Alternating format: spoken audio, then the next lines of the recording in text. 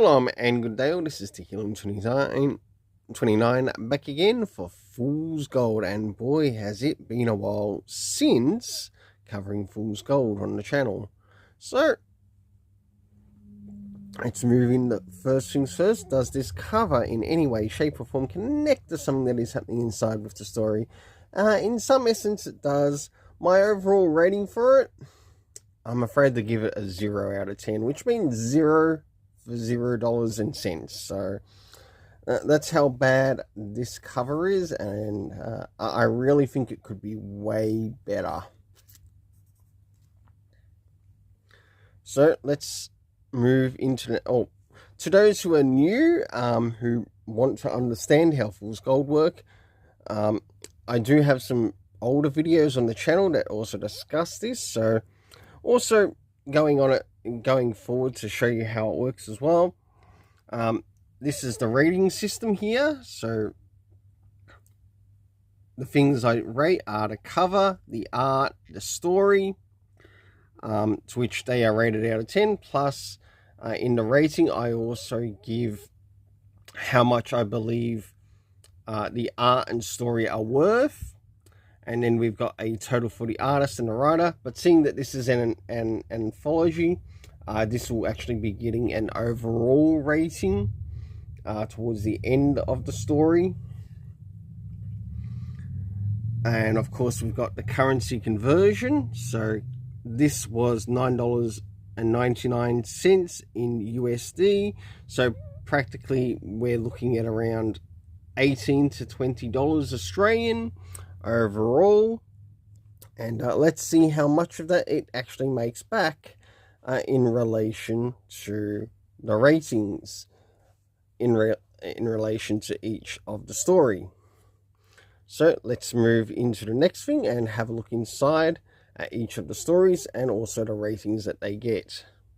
So as you can see there on the side, we've got the list of stories. We've got Hello Space Boy, Rivers and Lakes, Maru Smius, Stealing Time, Bros in a Town.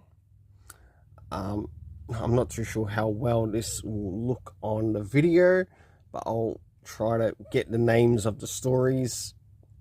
We've got Lessons in Astral Projection, Phantom Rodeo, and A Strange Case of Harleen and Harley. And last but not least, we've got Spaces and also the pinups, which consists of the posters in the story. So this is the first story, called Hello Space Boy. And for it, as you can see, this is the beginning of the story. Move to the middle of the story and the end of the story. For this, I gave the story a 4.5 out of 10, but I believed the story to be worth about 50 cents. And this is probably one of the higher ratings, or not the highest rating in here, but out of the first 5 stories. And I gave the internal art a 5 out of 10, which I believe is worth about 65 cents. Next is the next story involving the character of Aqualad. So as we begin this, we get to see the story and the art. Of course, we get to catch up with the characters of Orion. Many of this looks like, or much of this art looks like young adult graphic novel art, and not the greatest, I must admit.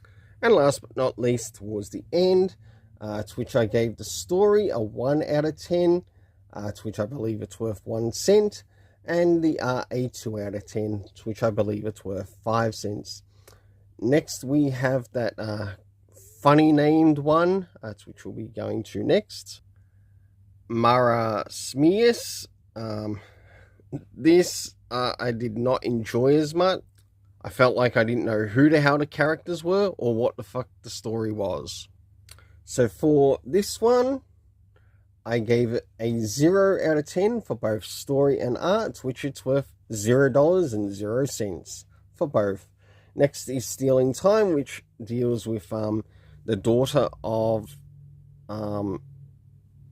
Steel, who is a friend of Superman's.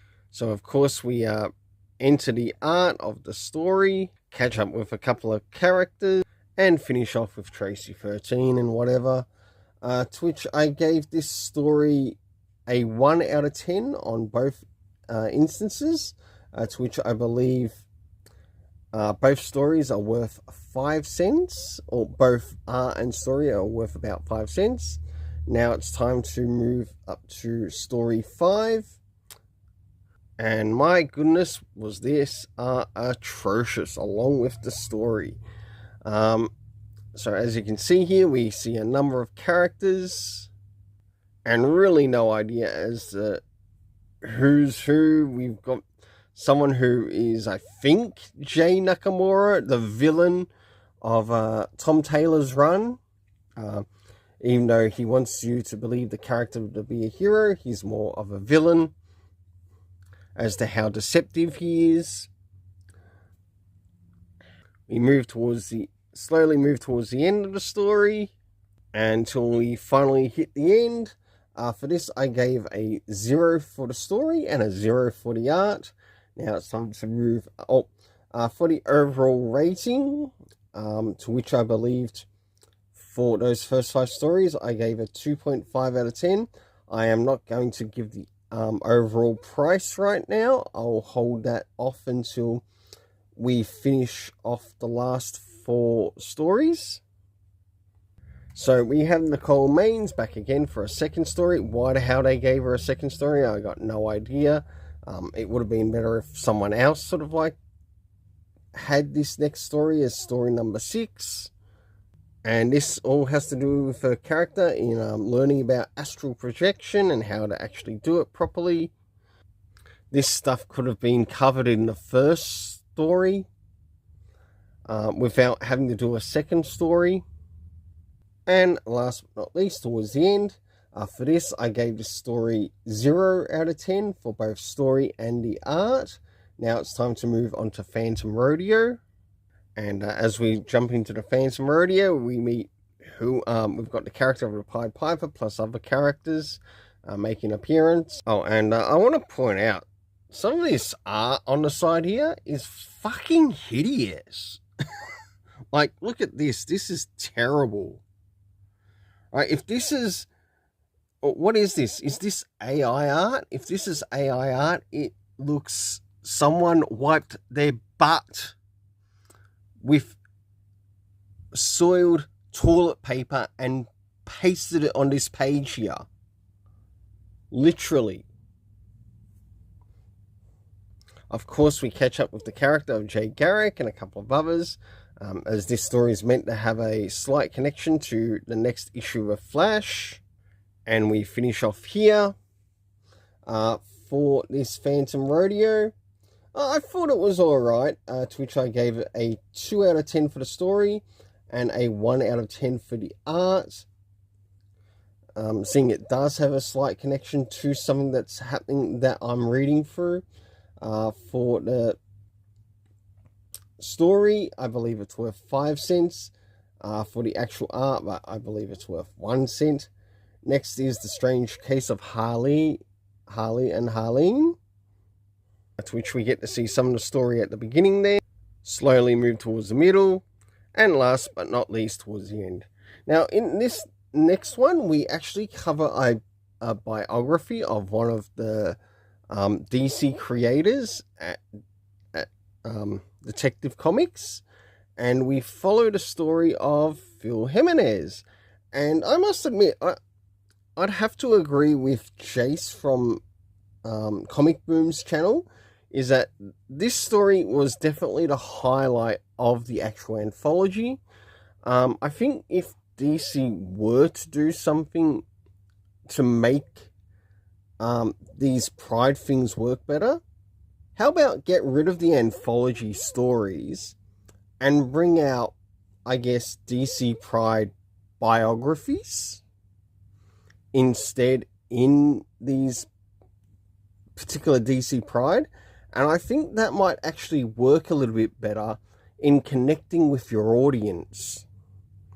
because not only that, we get to learn a little bit more about some of the creators behind his story. And it doesn't matter if they're gay, straight, whatever. All right.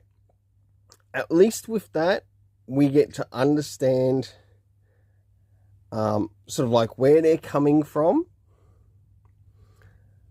and to how Detective Comics has also played a part in being an inspiration to them in their life.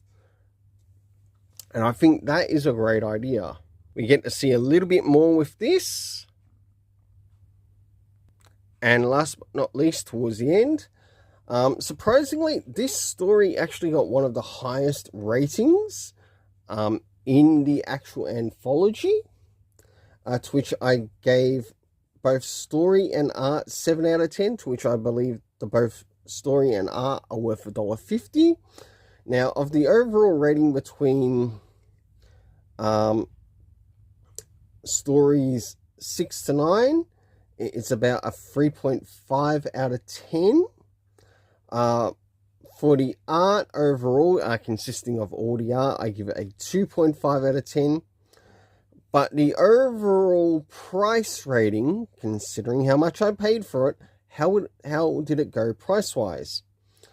The overall price is $4.37, and that's in Australian dollars, not in US dollars. So if you want to transfer that into US dollars, you do that. It's probably going to be worth, if I were to guess, Australian dollar in the US dollar, probably about $2.50. I might be incorrect on that, and prepared to be incorrect on that. Until then, let's keep it colourful and have yourself an awesome day. And this is another Fool's Gold review.